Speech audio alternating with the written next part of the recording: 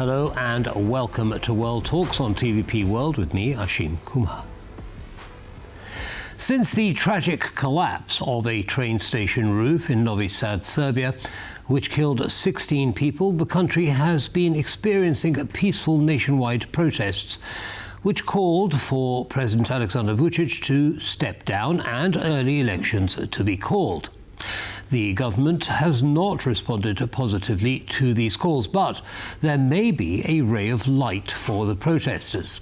Local elections are being held on Sunday in two communities on different sides of the country, marking the first electoral test of the ruling party since the crisis began. What does this mean for Serbia, the protesters and the government? Well, to lay it out for us, we're joined by Nataša Vučković, Director of the Center for Democracy Foundation. Nataša Vučković, thank you very much for taking the time to join us. Good morning. Thank you for the invitation. Good morning. It's a pleasure. So tell us, these local elections, were they due to be held anyway, or were they triggered in some way by what's going on with the protests?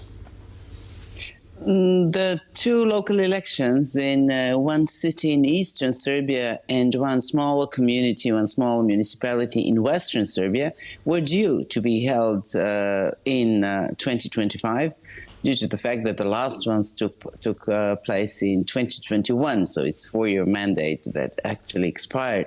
But the importance of those two elections is that those are the first two tests for the government, but also for the challengers, meaning for the students, for the universities, and for a large number of citizens that in the last months requested more democracy, more transparency, and more anti-corruption. Understood. So currently the seats in those local elections are held by the ruling party. Is there a credible alternative to them?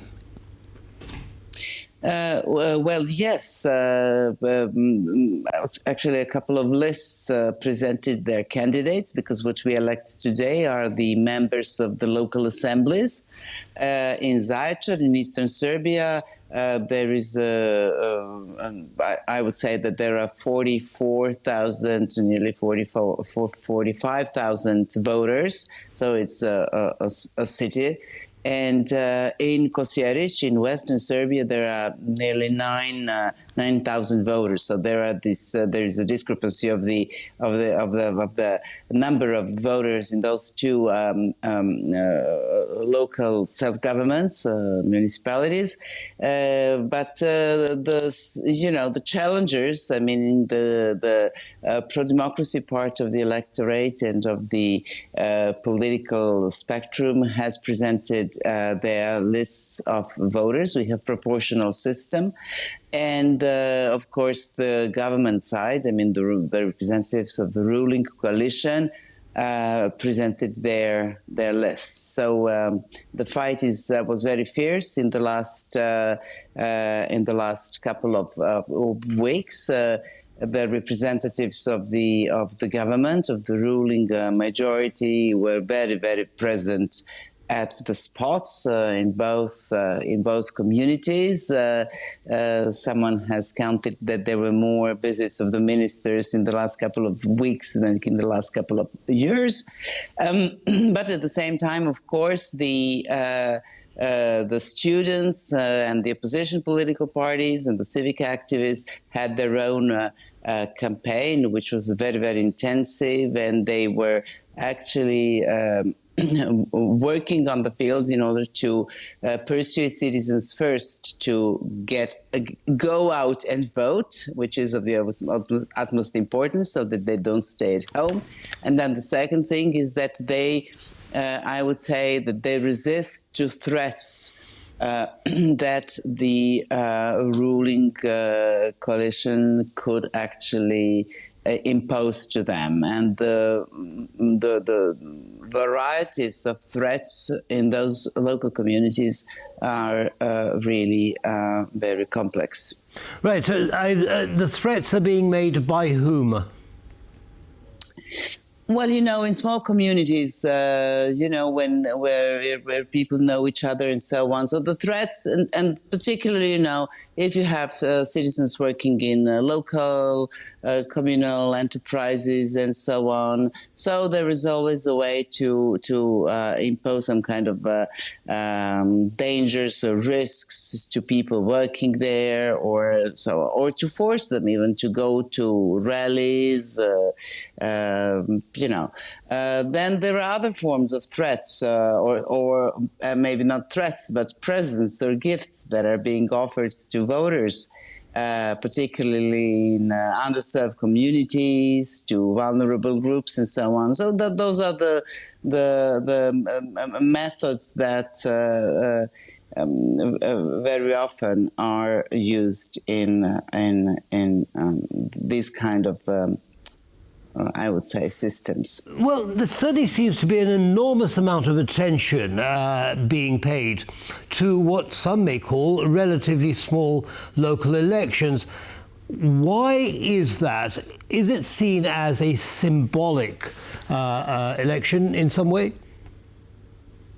Of course, it is symbolic. It is symbolic for both sides, because first of all, the government side wants to show that the support that they used to have in the society among the electorate is still high. And we could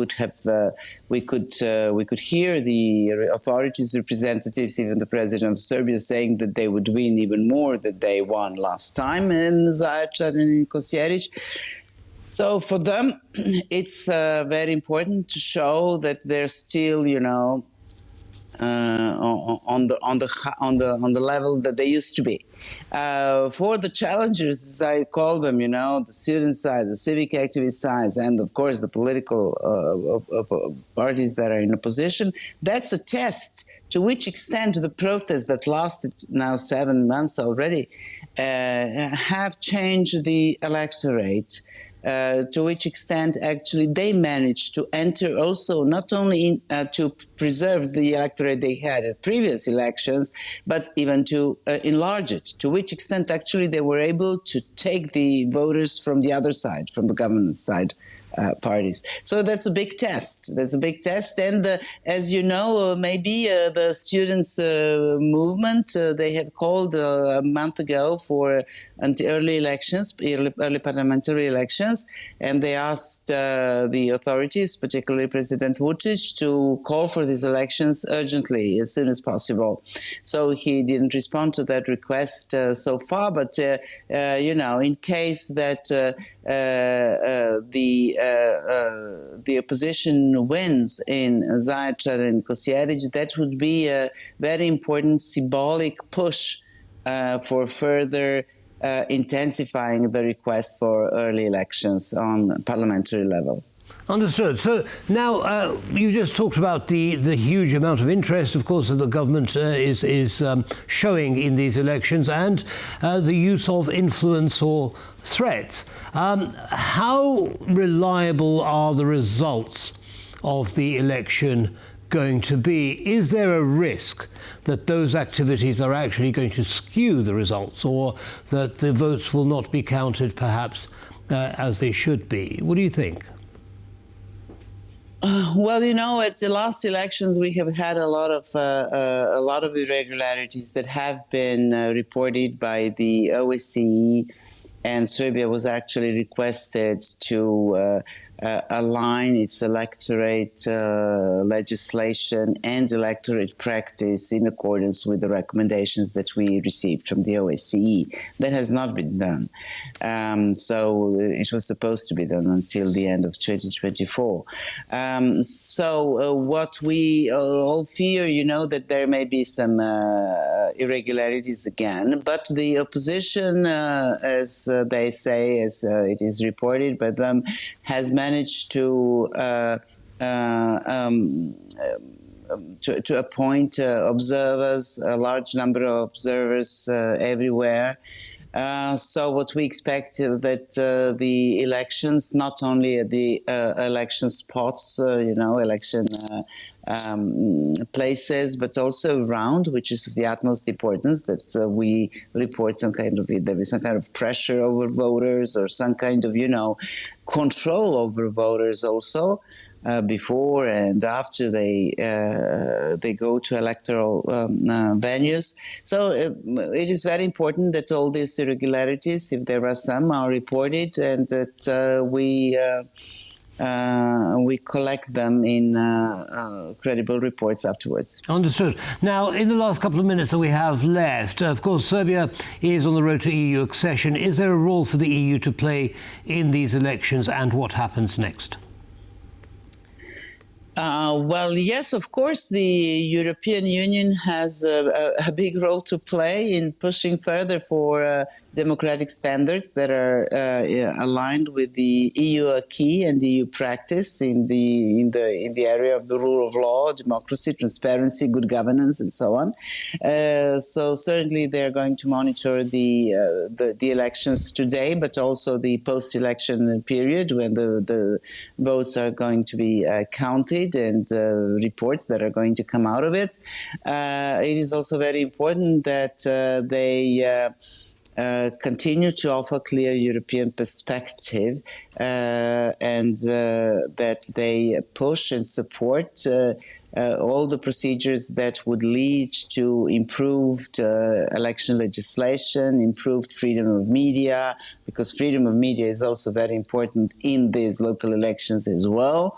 We didn't mention them, but I mean the lack of freedom of media is something that is experienced by the voters and certainly influences some of them.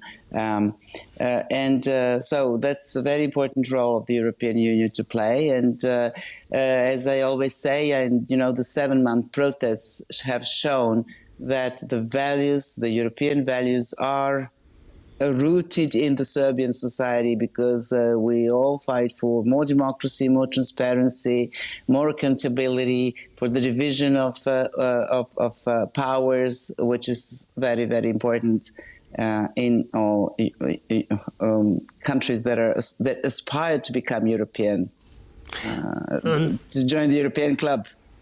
Understood. Well, we'll be watching very carefully how things play out. Nataša Vučković, we hope you'll come back and talk with us again soon. Have a good day. Thank you very much. Have a good day. Bye. That brings us to the end of this episode of World Talks, but stay tuned, lots more coming up. Goodbye.